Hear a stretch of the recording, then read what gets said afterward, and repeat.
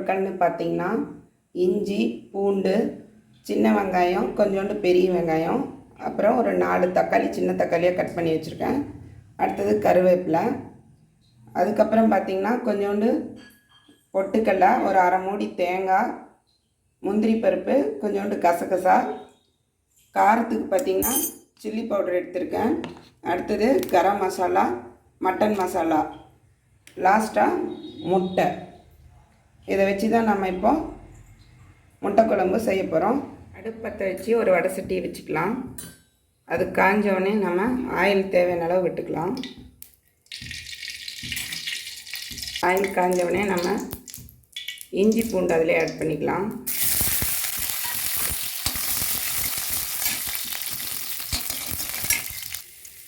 இஞ்சி பூண்டு லைட்டாக வதக்கினோடனே அது கூட கட் பண்ணி வச்சுருக்கிற பெரிய வெங்காயத்தையும் சின்ன வெங்காயத்தையும் அதில் ஆட் பண்ணிக்கலாம்.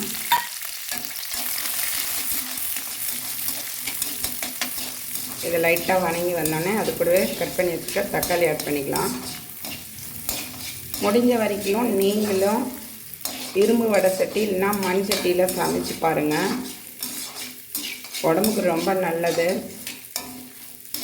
அந்த காலத்துலலாம் அப்படி தான் சமைச்சு சாப்பிட்டாங்க. இப்போ தான் நம்மெல்லாம் குக்கருக்கு மாறிட்டோம். முடிஞ்ச வரைக்கும் குக்கரை அவாய்ட் பண்ணிவிட்டு அயன் இதில் யூஸ் பண்ணுங்கள், இல்லைன்னா மண் சட்டி யூஸ் பண்ணுங்கள். வாங்க, இது வணங்கினோடனே நம்ம தக்காளி ஆட் பண்ணிக்கலாம். ஓகே, ஆல்மோஸ்ட் வெங்காயமும் நல்லா வணங்கி வந்துருச்சு. இப்போ அந்த கட் பண்ணி வச்சுருக்க தக்காளி அதில் ஆட் பண்ணிக்கலாம். இதையும் வணக்கிக்கலாம்.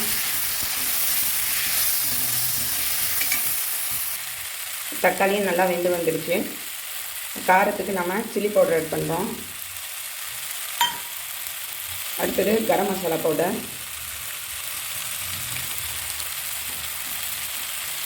அடுத்தது மட்டன் மசாலா,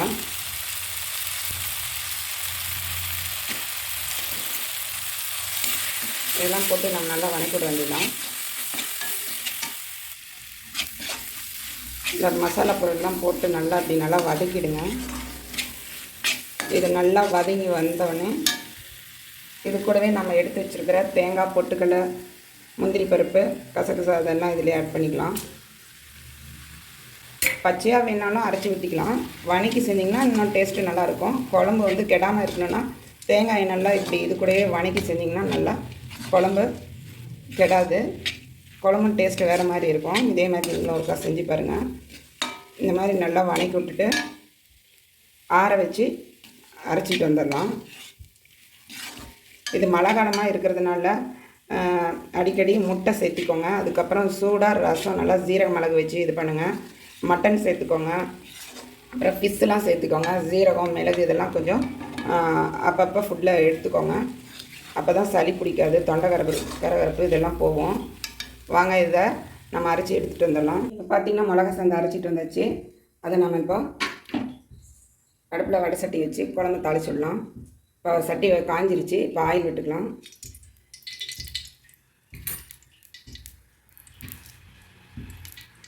ஆயில் காஞ்சோடனே கடுகு போட்டுக்கோங்க. இப்போ கடுகு பொரிஞ்சு வரும்போது கருவேப்பிலை போட்டுக்கலாம். இப்போ நம்ம அரைச்சி வச்சுருக்கிற விழுதை அதில் ஆட் பண்ணிக்கலாம்.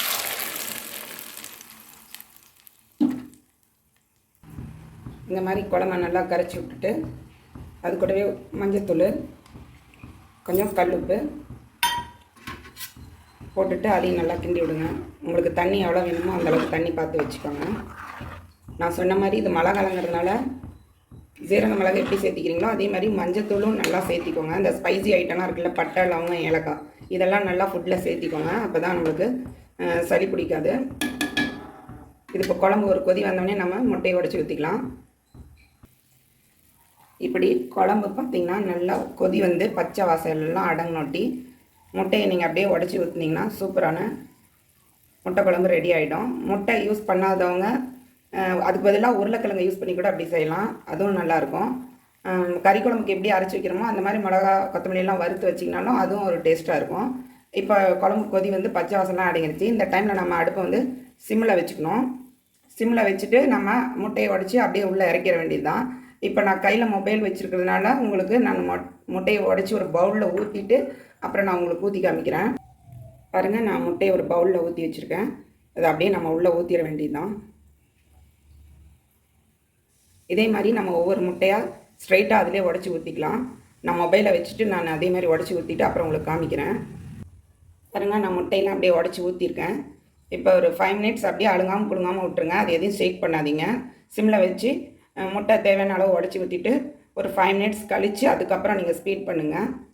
வாங்க, அது அப்புறம் பார்க்கலாம். இப்போ வாங்க பார்க்கலாம். 5 மினிட்ஸ் ஆகிடுச்சு. பார்த்திங்களா எப்படி நல்லா கொதி வந்ததுருக்கு. இந்த டைமில் நீங்கள் லைட்டாக ஸ்பீட் பண்ணிக்கோங்க. முட்டை ஊற்றினோடனே நீங்கள் கரண்டி போட்டு கிண்டிட்டிங்கன்னா எல்லாம் கரைஞ்சிடும். அதனால் உடச்சி விட்டோடனே 5 மினிட்ஸ் அப்படியே சிம்மில் விட்டுடுங்க. அதுக்கப்புறம் லைட்டாக ஸ்பீட் பண்ணிக்கோங்க. இந்த ஸ்டேஜில் ஒரு 2 ஸ்பூன் ஆயில் விட்டுக்கலாம். ஃபைனலாக அந்த மாதிரி ஆயில் விட்டுக்கிட்டால் ரொம்ப டேஸ்ட்டாக இருக்கும். இதுக்கு கடலை எண்ணெய் யூஸ் பண்ணி செஞ்சிங்கன்னா இன்னும் நல்லா சுவையாக இருக்கும். கடலை எண்ணெய் நல்லெண்ணெயில். அடுத்தது ஃபைனல் டச்சிங்காக கருவேப்பிலை, கொஞ்சம் பெப்பர் பொடி ஆட் பண்ணுறேன்.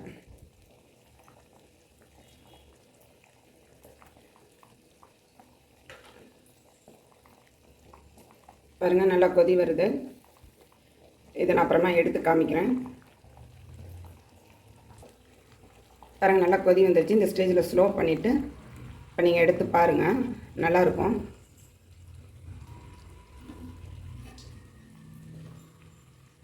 இங்கே பாருங்கள், முட்டை எப்படி அப்படியே இருக்குது.